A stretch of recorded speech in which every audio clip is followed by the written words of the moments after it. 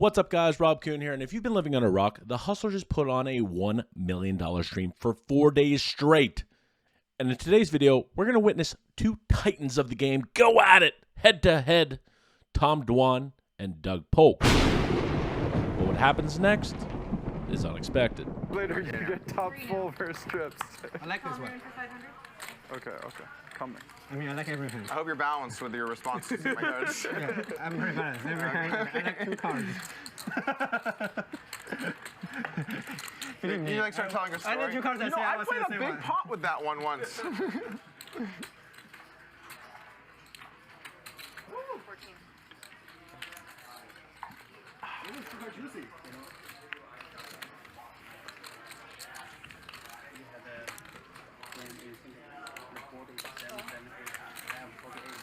How much did you like his hand?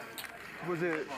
Just for context of what they're talking about, Doug showed Wesley his hand, and I think Wesley said something like, I like this hand, or I really like this hand, or something like that. With that said, with the blinds being 500, 1,000, with the 2,000 big blind ante, Doug opens to 3,000. Tom Dwan 3-bets to 14,000, and Doug goes for the call with 5-4 suited. No reason to 4-bet this hand from the cutoff. Flatting is very standard. Let's take a flop. Doug Polk opening the suited connector in the cutoff. Tom Dwan puts in the 3-bet from the small blind and flops middle sets. 31,000 in the middle.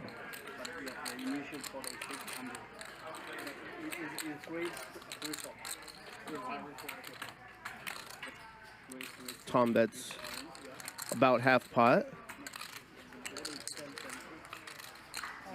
And Doug Polk is going to float. On a king 7 deuce board, Tom flops the second nuts and bets half pot, 15,000 into 31,000, and Doug goes for the call. And a lot of you are probably wondering why. The thing is, when you're this deep and in position, you get to float a lot of backdoor hands, such as 5-4 suited. This makes for a very disguised hand on future streets, and also you get a bluff on many, many turns. So this call is actually a little bit more standard than you might think. He probably gets some raises on flop, but calling's probably the more optimal play, as Doug's quite good. Anyway, let's take a turn. Needs running cards to make a hand. That's a good one. Doug is now open-ended. Doug and Tom battling. I mean, Could win on the river with an 8 or a 3. Tilt software. Let's get this shit going. We were actually slightly different eras. Really? Tom got big like 4 or 5 years before me. You got big? I guess 34 or however many years before me. This should be the Ivy. Phil Ivy? Sure, yeah, call him. Another half pot bet.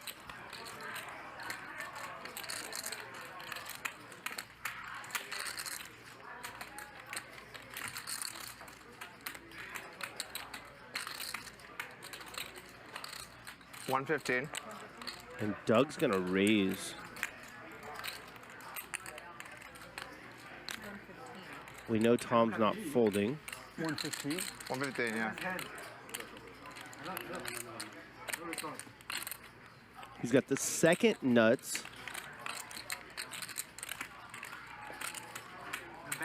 Doesn't really have to worry about Doug having pocket kings too much. Doug would have likely 4-bet before the flop. So in Durr's eyes, he actually has the nuts. Wait, really?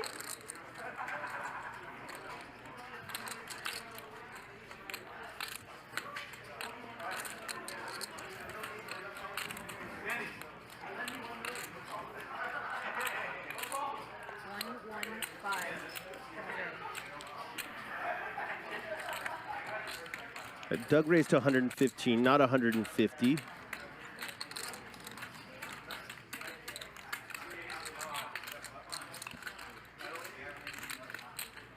Durr's wondering, does he have a smaller set?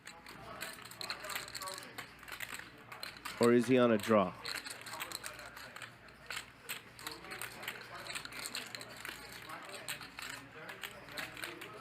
This is so weird for Wesley, who knows the hand.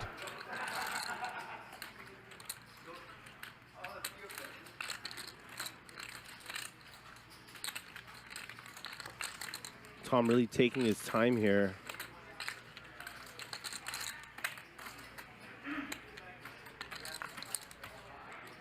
Perhaps trying to feign weakness.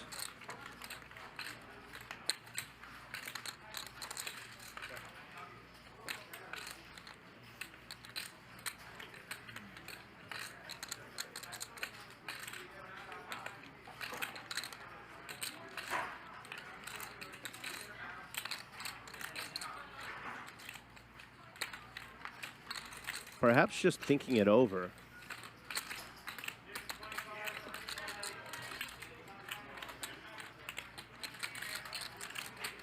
All right, come on, man. Let's move it along a little bit here. Can I laugh? No. Can I laugh? Can you laugh? Yeah. You just did. I mean, is that okay for you? 'Cause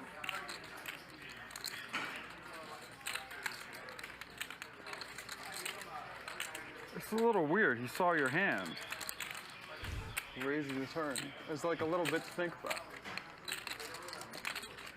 Tom Dwan was the first hot shot no, I didn't say his hand. I said this whole process. coming from the internet to the live poker world. Doug is having a lot of regrets right now. You know, Wesley, this might be the last sweat you get to go on today. It's like, oh, time to tell stories. Yeah, I'm like, I don't even know if you guys know each other. It's 1,000 big blinds deep. You're raising the turn. I think that doesn't matter for. I don't think that matters. I don't think that much. All right, we got to move this. Then Doug came along I think.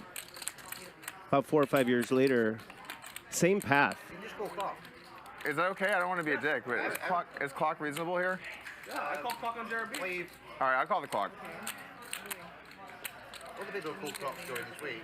This is kind of a bizarre How tank. long is the clock? 1 minute. It happens on the way. It happened already this week. I won't worry about being a dick. Yeah, just whatever you have watch. Huh? Well, it's weird when you're in the hand because time moves differently, you know? Sorry for Doug and Tom. I'm not saying anything anymore.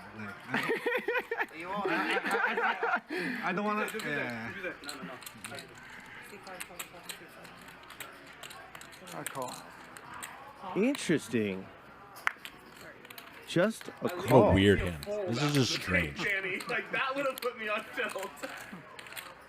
Oh man, legends battling. Boat Yeah, that sweet baby there. for Durr. On the 6 of hearts turn, Tom Dwan bets 30,000 into 61,000. Doug bumps it up to 115,000, and then Tom Dwan goes deep in the tank and ends up eventually calling after getting the clock called on him. Why he was tanking so long on the turn, I have to assume it's because he was considering 3-betting the turn. He does get value from hands like King 7 suited, King 6 suited, pocket 6s, pocket deuces, you know, maybe a oddly played ace king or something like that that Doug can potentially have. With that said, though, I think calling's just a little bit more standard by Tom here. Perhaps you get some 3-bets. I don't know. I'm not going to run this sim, as it would take forever, and this hand is already extraordinarily long. So I'll stop talking. Let's go to the river. Sweet baby there. For Durr.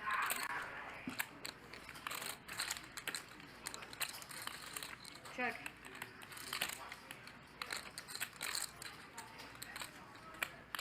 How much, Doug?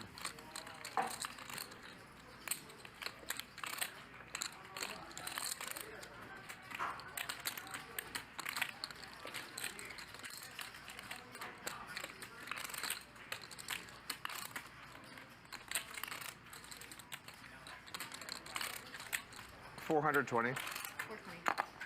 Snap call. If not, snap jam. 420,000. Nice.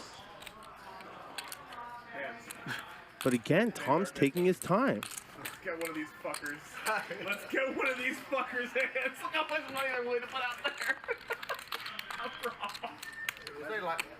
I think only call is best here. Any tells for Doug, so he's good. Are you gonna call the clock again?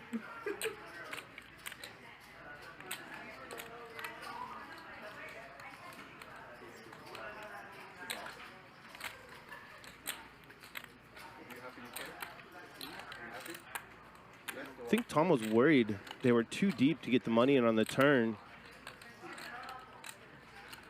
don't think he was too worried. The hands that 420. aren't bluffs that could take this line are, of course, slow played pocket kings, pocket sixes, which just made quads, and pocket deuces, which would probably Very weird to have fold someone try to call the clock on the turn. to a jam. Like, I'd like to see. I feel like it was like 2 minutes. Like, it's a 1,000 big blind deep pot. Someone's calling the clock on the turn. It's a little weird. Gotta believe Doug's gonna be steamed up after this one. For sure better. A Doug vs. Tom fight would definitely break the viewership record. I'm just happy that even if he calls, it won't break my record as the biggest pot, so I'm not really sweating it. Yeah, it's whatever. It's close, but Hands is the man.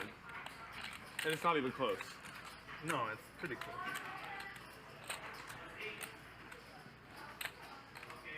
What is their thinking?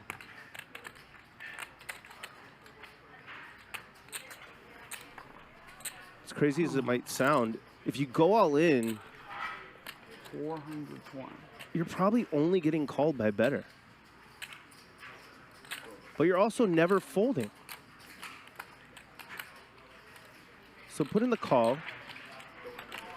Who needs a big ante? Win the pot. It's going to be over $1.1 million. And listen to Doug rant.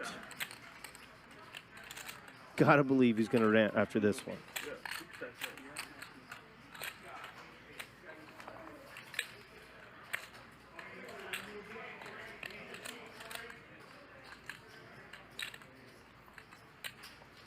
Wesley catching up on some sleep.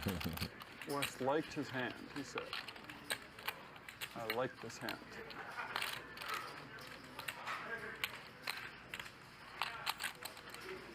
So apparently Wes said, I like your hand, That's giving it his all to take when Doug showed him pre-flop.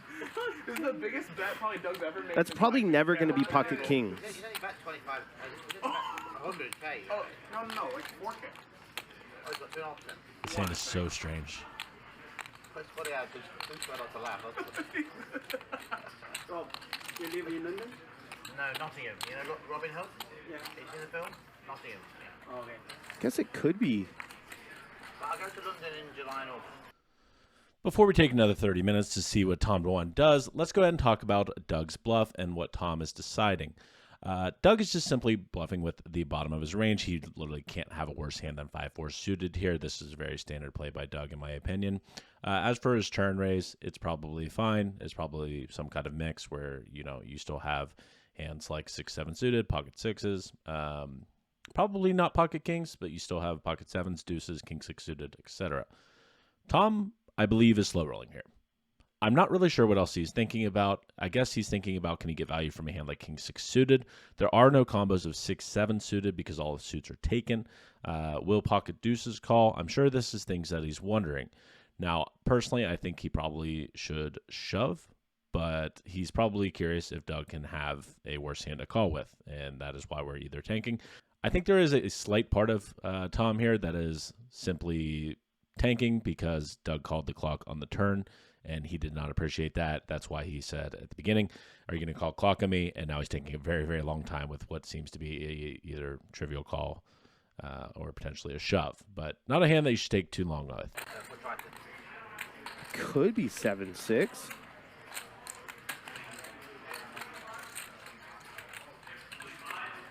But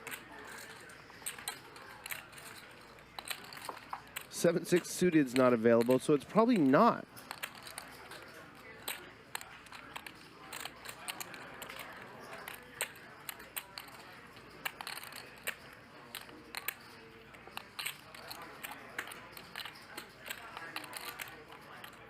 I think the players will give Dur the business after this one. And I think that's correct.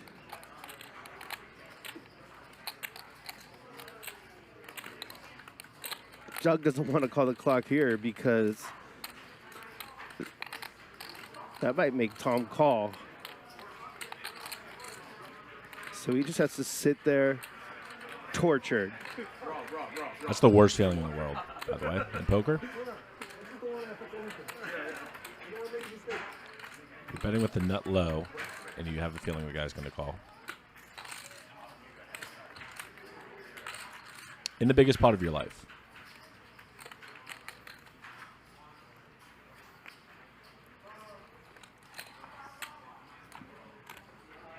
Even the people on the painting behind Tom have fallen asleep. And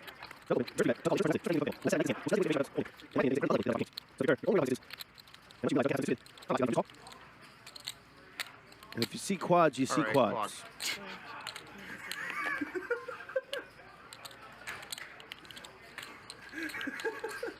The double clock. Rare. Although it's been a very long time. What are we doing? You win. I know I win probably. The question was just if I'm shoving or not, dude. It's if I shove the river or not. I'm never folding. It's if I shove the river or not. Do I shove or not? No, it's pretty close. It's definitely close. And I think it's not a shove. I'm going to take a break after that one. What happened? Pre-flop? Open I reread. You're a good actor. I'm deciding do I shove or not. No. Well, luckily I'm not worried that you gave anything away anymore. Baby, you give me